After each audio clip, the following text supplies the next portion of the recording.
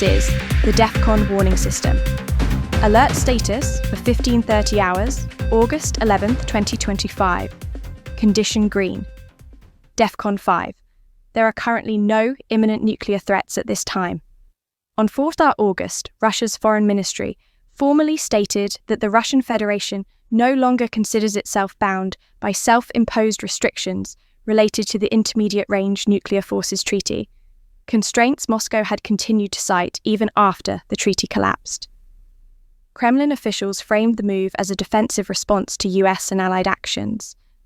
The practical takeaway is that Moscow says there are no restrictions on where it can deploy intermediate-range missiles, including systems capable of carrying nuclear warheads. The announcement ends any ambiguity left after the US withdrawal in 2019 and Russia's earlier suspension. It signals Russia's willingness to field or forward deploy ground-launched missiles in ranges that INF once prohibited, roughly 500 to 5,500 kilometers. Former President Dmitry Medvedev followed with warnings that further steps could be coming, underscoring that this is part of a broader policy track rather than a one-off press note. Independent analyses point out the timing.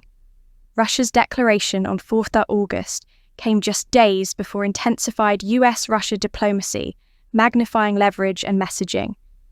This means that INF range missiles based in Western Russia, Belarus, or naval platforms in the Baltic Barents would compress warning times for NATO capitals and complicate missile defense architecture. Expect NATO states to debate dispersal, hardening, and their own ground-launched options. Additionally, if Russia explores deployments in the Far East, Japan's and South Korea's defense planning calculus would tighten, especially amid North Korean activity. The White House plans to host a summit between President Donald Trump and President Vladimir Putin this Friday, 15th August, in Alaska, with the stated aim of finding a path to end the Russia-Ukraine war. Kyiv and Europe are pushing hard to be directly included, or, at minimum, to shape the US position before any terms are floated. President Trump has publicly signalled he will press for a ceasefire framework and has floated controversial possibilities, including territorial arrangements, while saying he is open to bringing Ukrainian President Volodymyr Zelensky into subsequent talks. Reporting over the weekend indicated the administration is open to a three-way format, though nothing is locked. European leaders are coordinating to ensure Ukraine's sovereignty, and agency aren't sidelined in bilateral bargaining. In the Middle East, the International Atomic Energy Agency is dispatching a senior official to Iran in an attempt to stabilize a deteriorating inspection and verification relationship. Tehran says the discussions will be technical and complicated, stressing that no inspections are planned during this visit. It's the first high-level contact since Iran suspended cooperation following June's Iran-Israel conflict and allied strikes on Iranian nuclear infrastructure. Without on-site access, the IAEA's visibility remains limited. Even if enrichment activity was disrupted, experts caution Iran could rebuild capabilities within months, keeping regional risk elevated. Iran is signalling that any renewed cooperation must be cleared by its Supreme National Security Council and fit within domestic legislation. Classic linkage designed to extract concessions before restoring access. In the Taiwan Strait, the PLA marked the People's Liberation Army anniversary with intensified activity.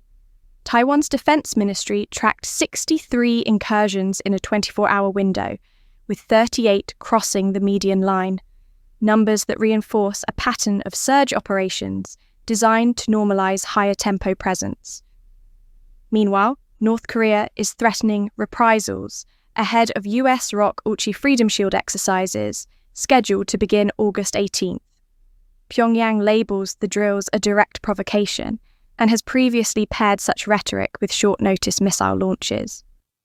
The DEFCON warning system is a private intelligence organization which has monitored and assessed nuclear threats by national entities since 1984. It is not affiliated with any government agency and does not represent the alert status of any military branch.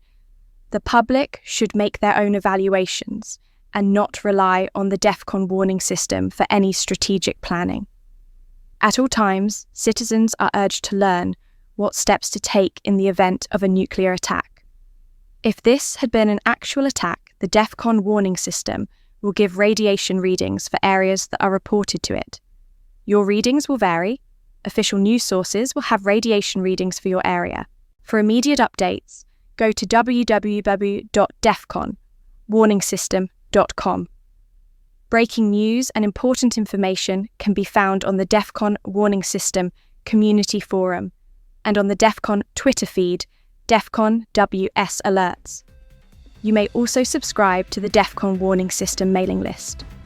Note that Twitter updates may be subject to delays.